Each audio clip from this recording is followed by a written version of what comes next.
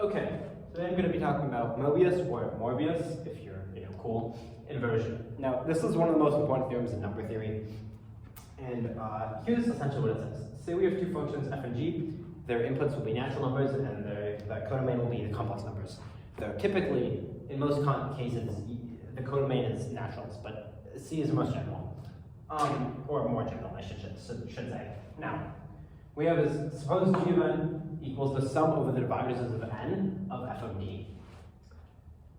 Then Möbius inversion says the following thing. Then f of n equals the sum over the divisors of n of g of d times mu of n over g. Now what is mu? Mu is the Morbius function, or the Möbius function, again. And this has a bit of a strange definition if you haven't seen it before. So g of n is going to be defined piecewise. So it's going to be 0 if there's some m such that n squared divides n. So in other words, if there's a square divisor, it's 0. Now it's 1 if n has an odd number of prime factors. And n also has to be square free once again.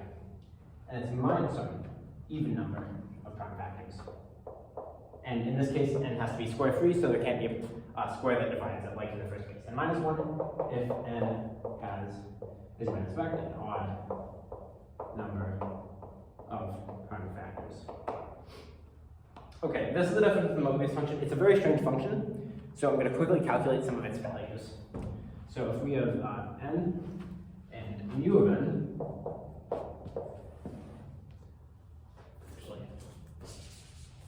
so n and then we have, if n equals 1, we get 1, because 1 is considered to have, 0 prime factors, which is even. 2 has 1 prime factor, just 2, so it's negative 1. Same with 3, except its prime factor is, of course, 3. 4, well, 4 is divisible by itself, which is a square number, so it's going to be 0. And then 5, once again, it only has itself as a factor, so it's minus 1. 6 has 2 prime factors, 2 and 3, so it's 1. 7, once again, it only has itself, so it's minus 1. And then 8 is divisible by a square this time, so 8 is going to evaluate to 0 by this first condition. And same goes for 9, it's divisible by a square, so it's 0.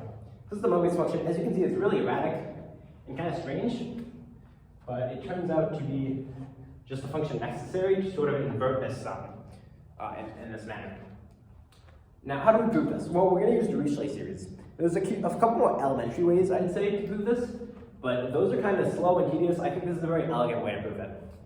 So first, we're going to have a definition.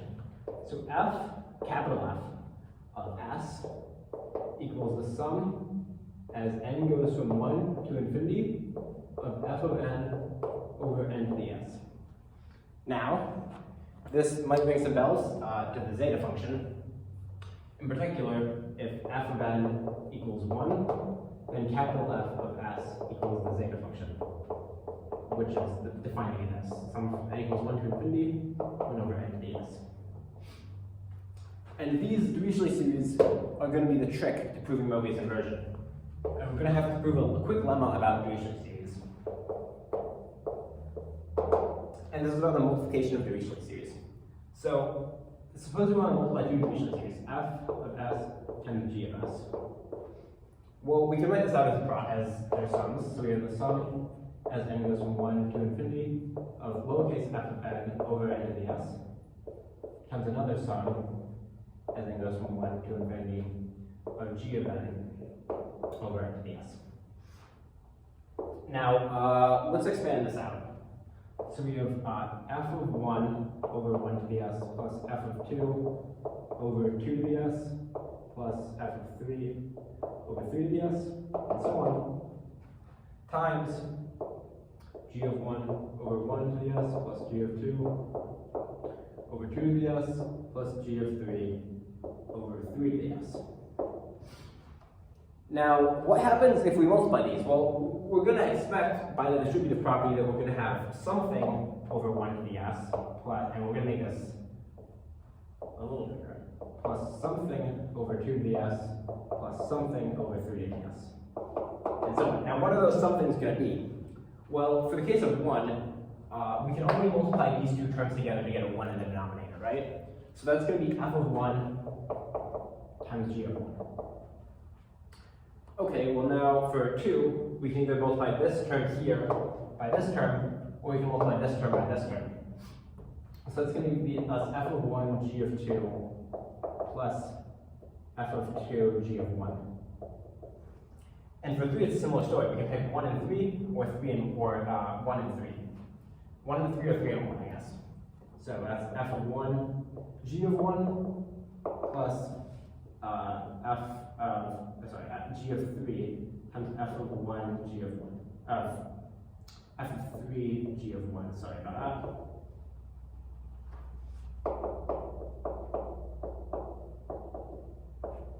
Okay, and this is interesting. So what are these coefficients actually doing? Well, we're summing over the divisors of our numbers. For example, if we had some general number, or some like larger number, just for example, say over 6 to the s, and we're going to need a big exponent, but we could choose the 1 and the 6, so that would be f of 1 times g of 6, plus we could choose the 2 and the 3, so that would be f of 2 g of 3, plus we pick 3 and 2, f of 3 g of 2, plus finally we get to this 1 and the 6, that's going to be here, right? So that's going to be f of 6 times g of 1. That's all over 6 to the s. So what are these coefficients actually doing? Well, they're doing kind of this sum we have right here, the sum over divisors. And in particular, this sum actually. This is what we really have here. What we find is that our product, all the way back there, this product ends up equaling, we're going to have the sum as n ranges from 1 to infinity of, well, in the numerator we're going to have another sum over d divides n of f of d g of n over d. And in the denominator, we're going to have n to the s. And this is what happens when you multiply a Dirichlet series. Their coefficients do this we call it Dirichlet convolution, where you're summing over the divisors, f of d and g of n over d. And this is actually kind of the reason Dirichlet series are so useful in number theory, this identity right here.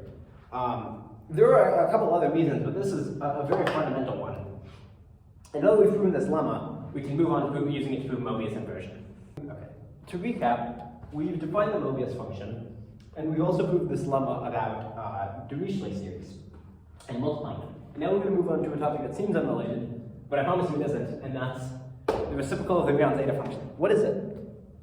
Right now, we don't even know that it's another Dirichlet series. It could just be whatever it wants to be. It could be really hard to write down. But it turns out it isn't. It's a Dirichlet series, and it's not too hard to prove. What we need is the product representation of the Riemann zeta function. Now, I won't prove this. You can look it up online. It's not too complicated to prove. But this also equals the zeta function of s equals the product over the primes of 1 over 1 minus 1 over p to the s. Okay, that makes sense. Unless it doesn't, in which case, go look up the proof, it's not too bad. Now this is much easier to take the reciprocal of. We just take the reciprocal of each term. So that means this equals the product over p, which for the future now p is always going to be a prime, of 1 minus 1 over p to the s. And now it might be becoming apparent why this will end up being a Dirichlet series. So let me make this clear, this is 1 over zeta of this. We can expand this out. So we'll have 1 minus 1 over 2 to the s, 1 minus 1 over 3 to the s, 1 minus 1 over 5 to the s, and so on. And now we can start picking terms. So if we pick all 1s, we'll just get 1. If we pick 1 over 2 to the s and then a bunch of 1s, we'll get minus 1 over 2 to the s.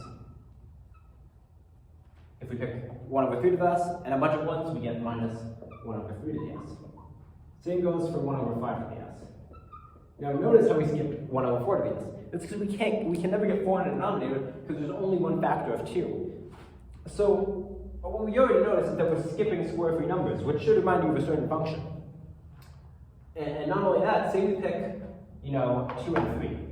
Well, we have a minus 1 over 2 to the s, a minus 1 over 3 to the s, and a bunch of 1s. That's going to turn into a plus 1 over 6 to the s. Right? And what we end up finding out is the sign is going to depend on the number of prime factors for your term, and you'll never have anything bigger than 0. And if you think about it for a second, we'll have a minus 1 over 7 to the s. These minus signs are because we have an odd number of factors. These plus signs are when we have an even number of factors, and we skip the square free numbers.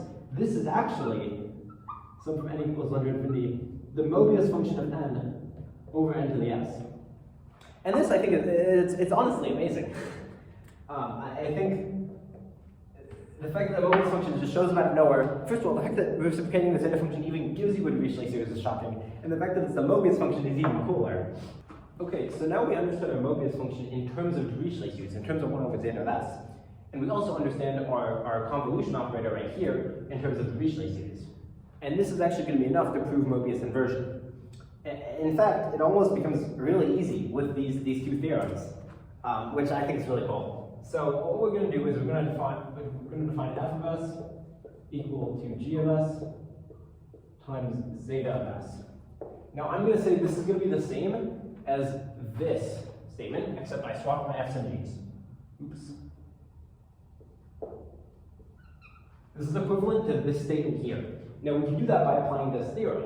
What is f of s times zeta of s? That's going to be, well, here we have the sum as n goes from 1 to infinity of lowercase g of n over n to the s. On the right-hand side, by our theorem here, our lemma, we have the sum as n goes from 1 to infinity of the sum of d divides n of f of d. And zeta s, its coefficients are always 1. So there's an implicit 1 here. And this is all over n to the s. And by comparing coefficients, we see, okay, the sum of the divisors of n of f of d is going to be equal to g of n, which is what we want to see. That's the statement here. So what do? Well, get this, we just divide by the zeta function. We just take this and multiply by 1 over zeta of s, and on this side we multiply 1 over zeta of s. And now we get 1 over zeta of s times g of s equals f of s. And okay, well now this right-hand side, if we expand it as a dirichlet series, or sorry, this left-hand side we expand it as a dirichlet series, and we use this theorem here, well, this is going to give us Möbius functions. This is going to give us lowercase g. So this is the sum as n goes from 1 to infinity of this sum here as d divides n of lowercase g of d mu of n over d all over n to the s. And this equals, well, f of s, just by definition, this equals the sum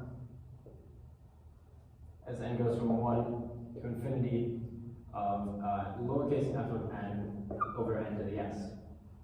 And okay, by comparing coefficients, we see this statement right here is holding, right? We have our d divides n, g of d mu of n over d, that's right here, and that's for the n to the s term. And on this side, our coefficients here says that equals f of n over n to the s. And yeah, just by comparing coefficients, this formula shows that. To make this clear, we compare